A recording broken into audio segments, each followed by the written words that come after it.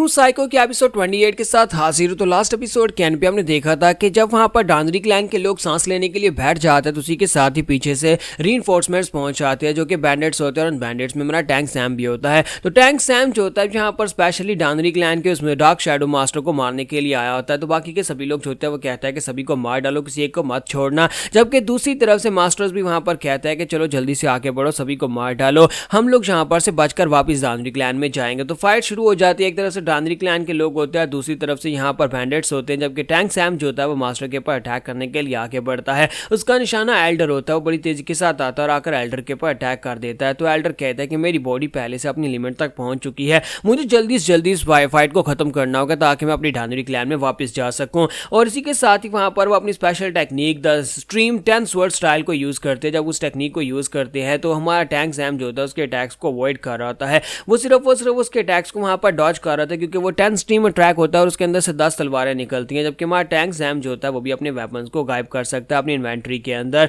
और इसी के साथ ही हमारा टैंक सैम जो होता है वो उसका सामना करने के लिए फिर से तैयार होता है, जबकि एल्डर जो होते हैं वो उसके ऊपर जंप करते हुए अटैक करते हैं और कहते हैं लड़के तुम्हें क्या लगता है कि तुम कल के एक बैंडिट मेरा मुकाबला कर सकते हो? लेकिन उसे क्या पता कि ये कल का बैंडिट नहीं है बल्कि ये कोई और है। तो इसी के साथ टैंक सैम जो होता है जब उसकी तरफ घूर कर देख रहा होता है तो एल्डर फिर से बड़ी तेजी के साथ आगे बढ़ते हैं और आकर उसके ऊपर अटैक करते हैं। जब वो वहां पर अटैक करते हैं तो उन्हें लगता है कि जैसे कि उसकी तलवार जो उसकी बॉडी के आर पार हो गई है। तलवार वाकई में किसी की बॉडी के आर पार होती है, लेकिन वो टैंक सैम नहीं होता, बल्कि टैंक सैम ने अपनी इन्वेंट्री के अंदर एक डेड बॉडी को रखा होता है और उसे निकालकर वो सामने कर देता है। तो इस बात से वो और भी हैरान हो जाते हैं और कहते हैं कि इस लड़के ने ये कैसे किया होगा।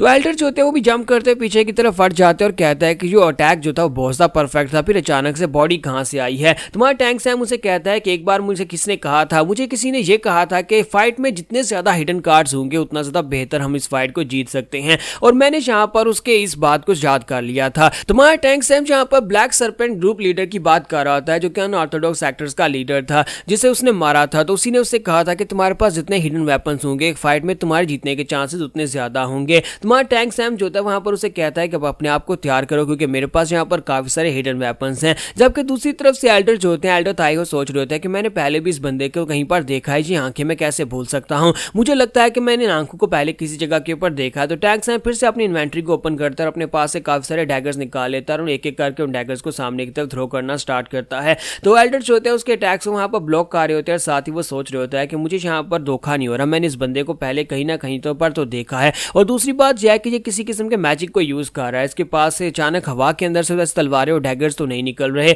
ये अपने सामने से कहीं से चीजें निकाल रहा है। तो हमारा टैंक सैम जो होता है बड़ी तेजी के साथ भागता हुआ आगे बढ़ता है, जबकि सेम टाइम के ऊपर एक बंदा पीछे से निकलता है और एल्डर के ऊपर अटैक करने लगा है। दोनों का निशाना एक ही एल्डर होता है और एल्डर काफी ज्यादा घबरा जाता है और कहता है कि मैं तो दोनों के बीच में यहाँ पर अटैक्स को अवॉइड नहीं कर पाऊंगा, एक के अटैक से मैं यहाँ पर मारा जाऊंगा। लेकिन इसी के साथ ही हमारा टैंक सैम जो होता है बड़ी तेजी के साथ साइड के ऊपर से निकलता है और पीछे वाले टकले को मार डालता है और कहता है कि ये मेरा शिकार है, मेरे शिकार से दूर रहो। और जैसे वो यहाँ पर उसे मार डालता है तो उसी के साथ ही मास्टर को यहाँ पर याद आ जाता है। मास्टर ताइहो कहता है कि मुझे याद आ गया ये कमीना कौन है, मुझे इसकी शक्ल और इसकी आंखें याद आ गई हैं। तो वो चलाकर कहते हैं कि सो सैम कमीने कहीं कि ये तुम हो, तुम यहाँ पर कब से एक ऐसे इस तरह के इंसान बन गए, तुम सिर्फ और सिर्फ एक गंदी नाली के कीड़े थे, तुम कब से यहाँ पर अपने मास्टर्स के खिलाफ, तुम तो हमारे डांदरी क्लैन में सिर्फ और सिर्फ घोड़ों का गंद साफ करने के लिए थे और देखो अब यहाँ पर तुम एक बैंडिट बनकर मुझे मारने के लिए मेरे सामने खड़े हो। तो वो बड़ी तेजी के साथ उसके ऊपर अटैक करने के लिए आगे बढ़ते हैं, उनके अंदर कॉन्फिडेंस बढ़ जाता है, उन्हें लगता है कि इसे पता चल गया कि वो डांदरी सो सैम है तो वो यहाँ पर उसके ऊपर अटैक करके उसको मार सकता है।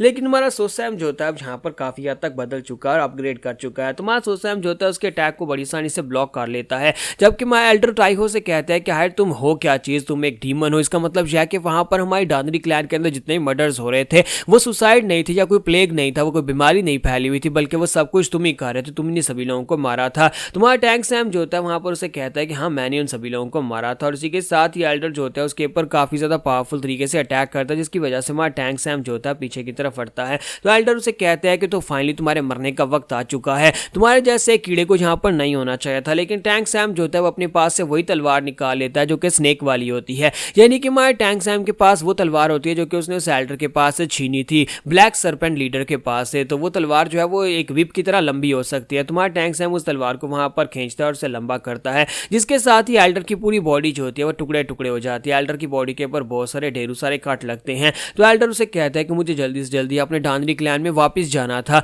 लेकिन मुझे क्या पता था कि तुम्हारा जैसा कमीना सोचा मुझे यहीं पर मार डालेगा। और इसी के साथ ही एल्डर वहीं पर मर जाते हैं। तो एल्डर के मरने के साथ ही हमारे बाकी के साथी जो होते हैं उन लोगों ने बाकी सभी डांडरी क्लैन के लोगों को मार दिया होता है। और वो सभी लोग सोच रहे होते हैं कि हाय रीइंफोर्समेंट्स कब आने वाली हैं। हम लोगों ने जहाँ पर अपने मिशन को पूरा कर दिया और अब जहाँ पर आगे बढ़ना है टैंग वू की तरफ, जहाँ पर एल्डर टैंग वू होंगे हम उनका मुकाबला नहीं कर पाएंगे, हमें रीइंफोर्समेंट्स की जरूरत है। तो हमारा टैंक सैम भी सोच रहा होता है कि अभी तक जहाँ पर रीइंफोर्समेंट्स तो आ जानी चाहिए थी, क्योंकि हमें जहाँ पर इतना पता है कि हमारे पीछे एक और टुकड़ी आ रही थी, लेकिन वो लोग जहाँ पर आ क्यों नहीं रहे। और इसी के साथ ही वो लोग सामने की तरफ देखते हैं और कहता है कि लगता है कि वो आ रहे हैं। तो सामने से दिखाते हैं कि वाटर शैडो और साथ में शिफ्टिंग शैडो दोनों अपने साथ अपनी आर्मी की टुकड़ी लेकर उस जगह के ऊपर पहुंच जाते हैं।